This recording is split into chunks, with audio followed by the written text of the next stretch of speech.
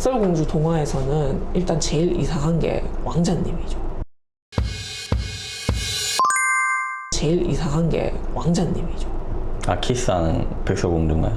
죽어갖고 유리칸에 넣어놨는데 그거를 지나가다 보고 거다가 키스를 하면 그 병 생기잖아요. 그쵸. 페도필리아 맞나요? 페도필리아는 소아성애고 네크로필리아라고 해서. 네크로필리아 맞아. 시체 네. 성애자. 네, 필리아라고 하는 게 성애잖아요. 성애. 우리나라 말로 하면. 네. 제 전문 분야는 아니긴 하지만 되게 다양하거든요. 네. 그냥 일반적인 의미에서의 사랑을 넘어서는 어떤 약간 성적인 개념까지 포함하는 걸 보통 필리아라고 하니까 조금 더 육체적인 어떤 욕구에 가까운 상태로 보통 정의를 하죠. 왜냐면 정신의학적으로는 그렇게 생각될 수밖에 없는 이유가 플라토닉 그런 사랑은 사실 문제가 외현적으로 두드러지진 않잖아요. 네.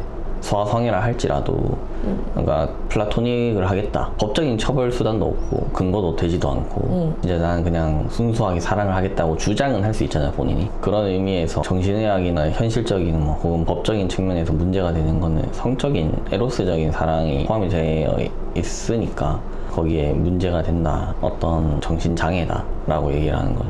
여러 가지 개념이 겹쳐 있는데 사랑한다고 문제가 되진 않잖아요. 근데 사랑하는 감정이 어떤 경계를 넘어서거나 행동으로 문제가 되거나 다른 방식으로 문제가 되면은 재산상의 손해를 입히거나 하면은 문제가 될 수 있잖아요.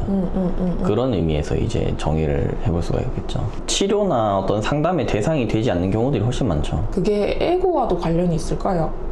뭐 정신분석적으로 얘기를 하면은 관련이 있을 수는 있겠지만 근데 그냥 단순히 뭐 자아 기능이 약하다 아니면 자아가 어떻다라는 측면보다 전통적인 정신분석으로 얘기하면은 어떤 추동이나 욕구의 원자, 이드에 초점을 맞춰서 얘기를 할 거고 그 다음에 이제 대상관계 쪽으로 하면 어떤 성적인 표상이랑 관련되어 있다고 설명을 하겠죠.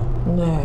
자아는 어떤 통제하는 역할, 조절하는 역할에 가까우니까 대표적으로 플라토닉 사랑으로는 오타쿠가 있지 않을까? 그건 좀 또 다를 것 같은데. 또 달라요. 어떤 애니에서 이렇게 싸워요. 애니를 좋아하는 오타쿠나 네. 아이돌 가수를 좋아하는 오타쿠나 그 둘이서 싸움이 붙은 거야. 적어도 우리는 사람을 사랑하잖아.